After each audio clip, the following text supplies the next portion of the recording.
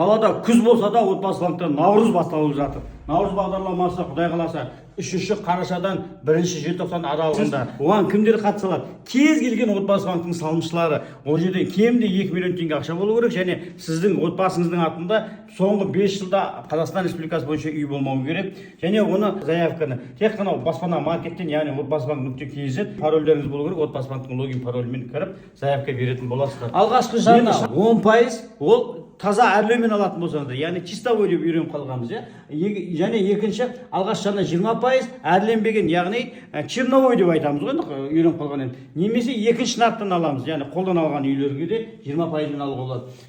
Ставкалар 7% халықтың әлеуметтік осал тобы, көбісі сусын деп үйреніп қалған, социальный уязвимый слой населения дейміз ғой. Соларға және 9% кез келген азаматтың барлығы 9%. Яғни атында соңғы 5 жыл үйінде үй болмаса болды, 9%-ын алып кете береді. Максималды 19 жылға беріледі. Енді қараңыз, максималды займ мөлшері 30 миллион теңге өңірлерде, ал енді 36 миллион Астана, Алматы қалаларында 36 миллион теңге.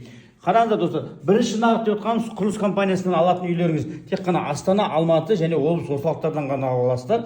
Ал енді екінші нарық алатын болсаңыздар, онда Астана, Алматы, облыс орталықтарынан алмайсыздар. Оны тек қана моно қалалардан және ауылдық елді мекеннен ғана ала аласыздар. Ал үйді тек қана баспана маркетте тұрған үйлерден ғана аласыздар. Сол жерден ғана таңдай аласыздар. Енді осы бағдарламаға сіздің табысыңыз жетеді ме, өтесіз бе, өтпейсіз бе, соның барлық толыққанды ақпаратты біліп алу үшін Астана қаласындағы өз шағырам ипотека компаниясының офисіне келіңіздер. Балқанда 92-64 офис. Біздің мамандар сіздерге барлығын тегін консультация кеңес беріп, сіздерді осы бағдарламаға дайындап беретін болады. Хабарласыңыздар.